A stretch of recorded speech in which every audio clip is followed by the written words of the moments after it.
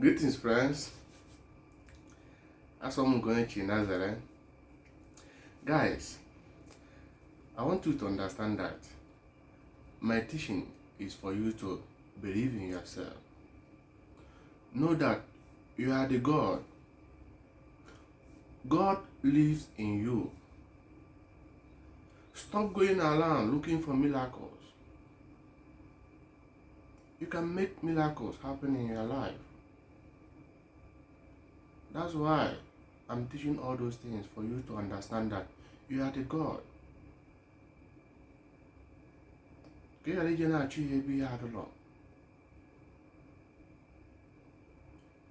From one pastor to another, from one native doctor to another, and after everything, your name and name.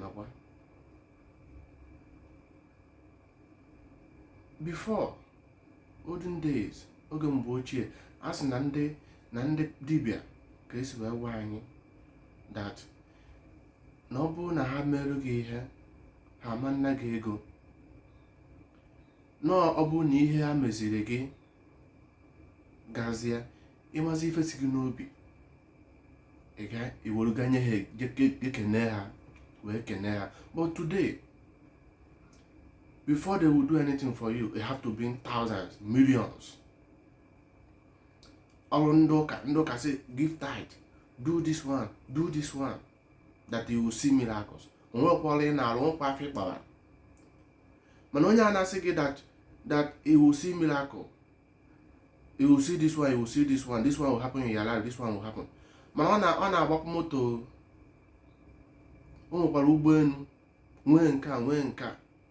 mana gị nwa agụ ha na-agụ gị okwu na-aga every Sunday ma every time isi ị na-eje enye tithe. Achọrọ m ka ị mara na tithe ị na-eje enye n'ụlọ ụka ma wee gị isi na onyinye ka ị na-enye na Chukwu adịghị anabata ya.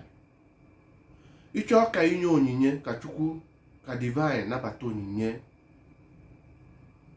inyere, were ihe ọ chọrọ inye jee nye onye malụ, onye ịfụ na arụ esiri ya ike, ma ọ gaa n'ụlọ ọgwụ nete ndị arụ arụrọ. Unu ejizi na-achị ha ebe ihe atụọ. I don't ask you for money, but I want to see you live good. After asị gị na o nwere ebe n'igwe dụ, na o nwere ebe ọkụ mmụọ dị, mana ndị a na-agwazi na o nwere ebe n'igwe dụ, but mana ha nọ na-enwe aṅụrị esi na ọ bụ n'oge ruo na onye nwoke ije n'igwe.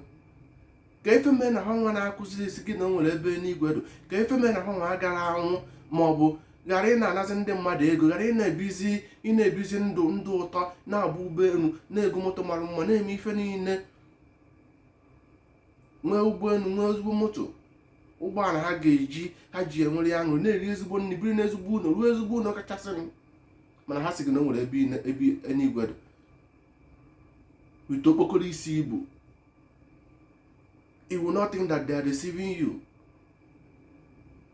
The little ones you have to help yourself, you will use it. I want to give tithe, I want to do this one.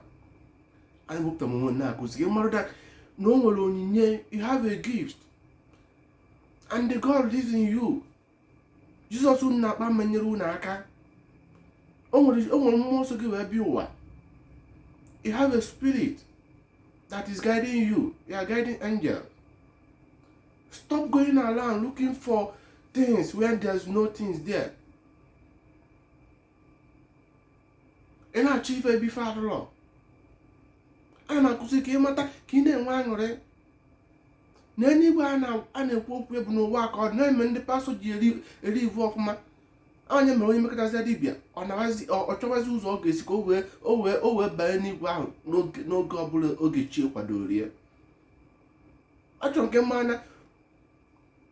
Pastors na ụfọdụ ndị dibịa na ụzọ onye ụzọ chie kpọrọ ya n'ụwa ka ebe ha na-achọ ego. Ị kwesịrị ịgwa mmadụ sị oke ngwakwa ka ị nwere onyinye, you have a gift. Nsị mbara m aga agwa gị ya that ka m gwa gị ụzọ ị ga-esi ka onwe ike wee na-benefit something from you, which is not good. Achọrọ m ka ị mata na taa sonye n'ihe m na-akụziri gị, ihe m na-akụzi ihe ga-enyere gị aka. Achọrọ ka ị makwara na ebe a na-asị gị o nwere ike ife ebe a na-ekwu, some people ife na-afụ na social media say that there is an end time. Ka ebe bụ end time, ọhụrụ oge ụwa ga-agwụ, ọ bụrụ na ị nwụọ ụwa ga-agwụ, ụwa agara agwụ na onye nwụọ ụwa ya agwụ. Ị ga ebe a na-akpọ ụwa mmụọ, mmụọ gị aga ebe a na-akpọ ụwa mmụọ, ebe ị ga-anọchiri oge ị ga-anatakwa onyinye wee bịakwa ụwa ọzọ. Please understand me. I want you to believe in yourself and you will start seeing miracles. Ka ịghọta na mmụọ ahụ ị na-achọ n'ọdụ gị n'ime ife niile ige, o nwere onyinye, o nwere ife ị ga-arụpụtanwu n'ụwa a, ngwa na-ene m anya mmadụ aga arụpụtanwu, mana ịmalọ ndị kwesịrị ịgbaziri gị ụzọ na-eri gị eri. O mezie gị fụzọ onye na-aga n'iru, onye ife na-adịrị mma, iwobe iwe nwere anya ụfụ. Ịma na mgbe ị na-enwere mmadụ anya ụfụ n'ụwa na ọkụ mmụọ ka ị nọ, ma mgbe ị na-enwere mmadụ obi aṅụrị na ife na-emere ya, n'igwe ka ị na-abanye, ife ọma bido mebe na ndụ gị. Change your ways now. Understand that you can believe in yourself and make things start working out for you. Down.